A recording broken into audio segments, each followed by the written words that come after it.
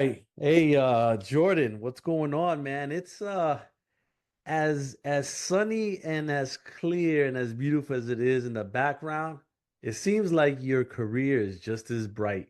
Um, big stuff happening with everything that you got going on. Signed a new deal. We're gonna get into and all that. But you've been busy with you had three fights this year. What has life been like for Jordan? Not the fighter inside the ring, but outside of the ring. I mean, recently life's been good. I've been traveling a little bit, seeing a lot of family. Missed a lot of things over the years. So hop over to a wedding, hang out with cousins, family, travel around Europe a little bit. So yeah, life's been good. I've been enjoying a little bit, staying in the gym during all this time as well. So kind of just waiting for my debut with Golden Boy on the Zone and whatnot, and yeah, which is coming soon. And so still focused, but enjoying life, enjoying the weather, enjoying the sun in the background. That's for sure. Yeah, and you mentioned Golden Boy and you signing a deal with them. Obviously, you've been training out of Brick House in LA.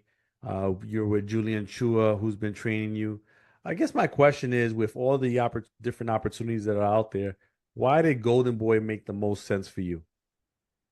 I think Glover made the most sense because they're about making the best fights. They had the right vision for me, keep me active. It was here more local in California. I just thought we had the right, Minato Hoya had the right same mindset, and I think he's got his motivation for boxing right now is similar to mine. So I think it made more sense over PBC top rank, Matchroom McQueensberry, American promoter, um, knows what he's doing, been proven through the trenches with other fighters. And, 154 is a hot division. He's other guys at 154. And he's been making the best fights happen and exciting fights. And I think he's the best person for the job to make that happen. So, you know. Okay. All right. And then your opponent obviously is to be determined on December 14th. You've got you were taking some time off to take care of some things. When are you gonna officially like lock down and start your training camp? Um, Technically, I'll do an 8 week training camp, which will be in 2 weeks, but I'll be in the gym these next 2 weeks as well. So I like to do that. I like to do a full 8 week training camp. But before the training camp starts, I like to do, I'm basically in the gym, but it's just not telling you. This is a little, I guess I would say it's a little easier going through the motions, getting the body ready. You don't jump into like smashing stuff, smashing heavy bags and whatnot. So I take these 2 weeks to go on runs, hit the stairs, move around, be in the gym every day, doing things just maybe a little bit toned back. And then the 8 week mark, which is 2 weeks from today, is when training camp technically starts. Yeah. Okay. And then talk about at this point, you've had these fights as a pro, being with Julian Chua, and how have you seen yourself progress with under his tutelage?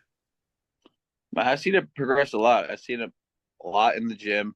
I see it in the fights too, but I see it a lot in the gym, especially after a fight. I come back to the gym and sparring, you just see levels go up. I'm just sparring good fighters, and it's not what's it called, a competitive sparring session at all. It's like, oh, I find better fighters. It's a little surprising sometimes, and how much better I get, how much it clicks and whatnot. I think I agree with Julian. He's crazy about the fundamentals and basics, and I'm a guy who's psycho about things too, like psycho about drilling things and making things perfect. So it's a perfect match. Make my hand placement perfect, my balance, my footwork, always be in position to punch or defend, like being perfect and drilling that stuff. And I drill it on everything. Doesn't matter what I'm doing. Heavy bag, double M bag, shadow box, and slip bag.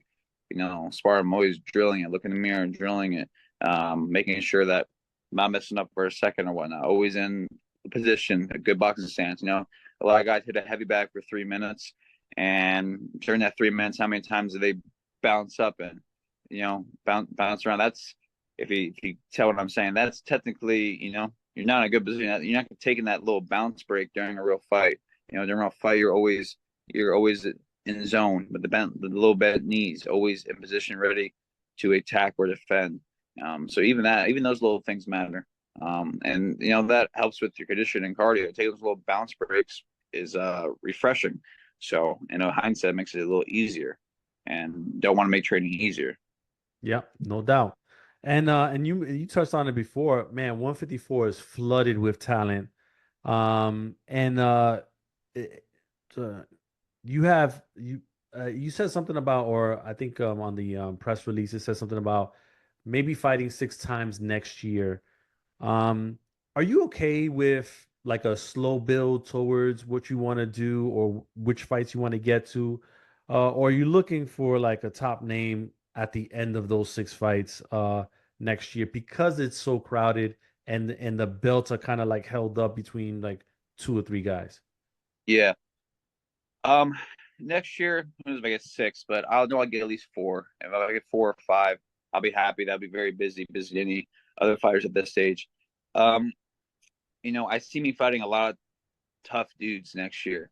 Do I get any of those names at the top? I don't know. That's really not for me to say. It doesn't really matter if I want it or not, because if I do want it, that doesn't make it happen. You know what I mean? Technically. So, but what I really do see, if it does happen the next year, great. But what I really do see is me fighting a lot of tough dudes, guys who are like entering that next level. Me putting on impressive, spectacular performances, dominating performances, what I've been doing, and then I definitely see me fighting for a world title and fighting. Once I fight one dude at the top in 2026, the door is open and I'll be fighting everybody. So that's what I really do see. I see next year me fighting a lot of tough dudes, big stages, bigger each time, me putting on spectacular performances.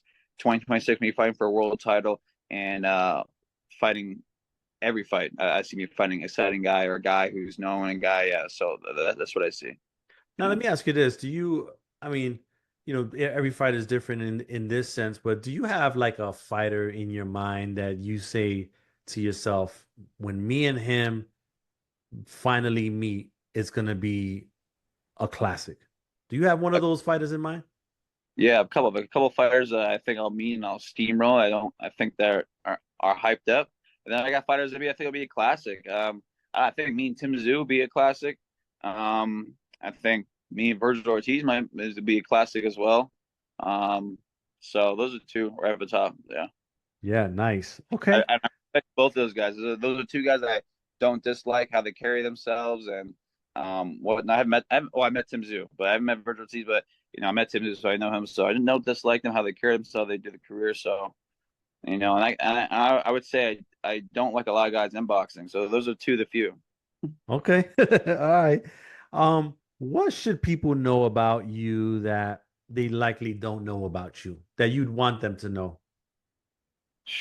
But they don't know. I'm gonna know. It's crazy because you asked me that. Like, wait, what do people don't know? I guess because it's funny. People always I guess take from my girlfriend or other people. They always see my social media or see me at the gym and whatnot. Because at the gym, I'm focused. I'm focused. I'm here to do business. I'm not here to play around and joke around. So I guess I see a certain type of Jordan, serious. Just I don't know. I can't even explain it. I guess the best person to explain it is someone who I'm talking about, my girlfriend or someone from the gym who only saw me at the gym, and then one time they hung on me with outside the gym, and they have a different perspective of me. I guess the sense is that I'm not always serious, man. I'm a nice guy. I play around, I joke. I'm a kind of a wild dude. I like to do adrenaline rush, wild things. I'm a funny guy. I think that's what people say about me because when they see me in those in the other areas, they're like, man, he's just always serious, stone cold, not smiles there to do.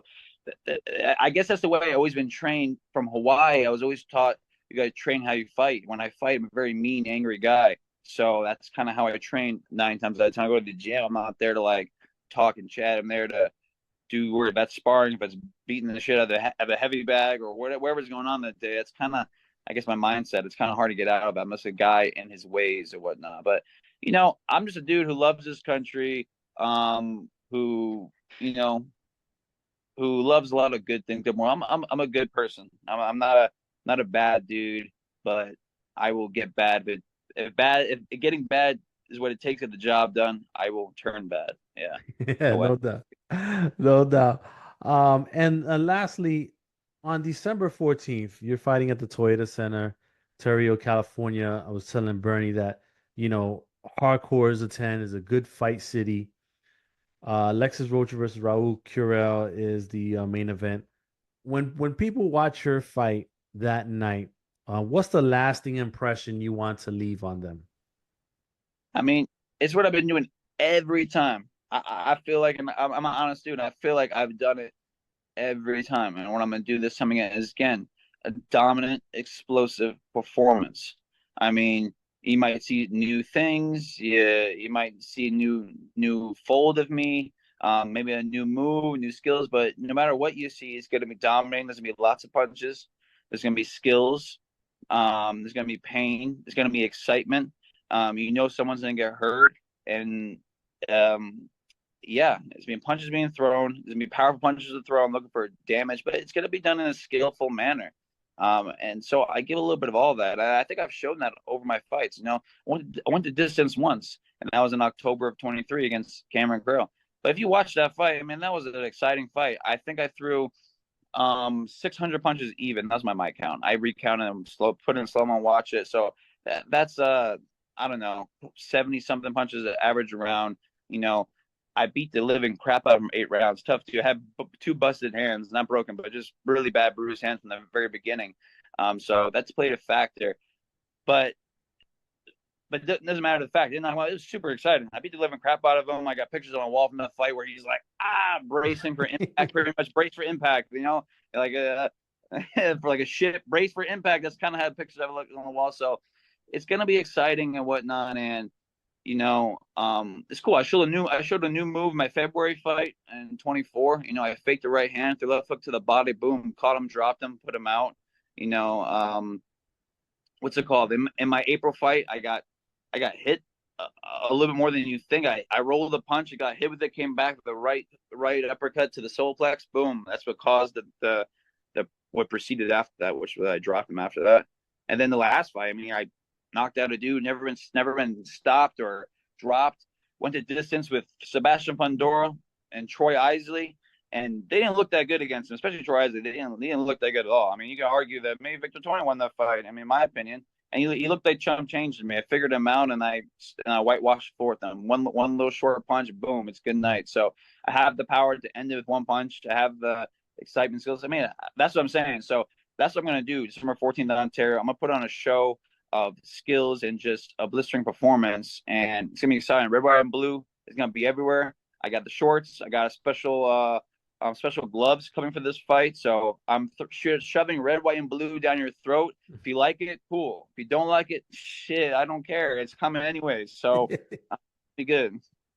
All right, Jordan. Listen, I appreciate your time. I wish you the best of luck in December and in your future for next year as well.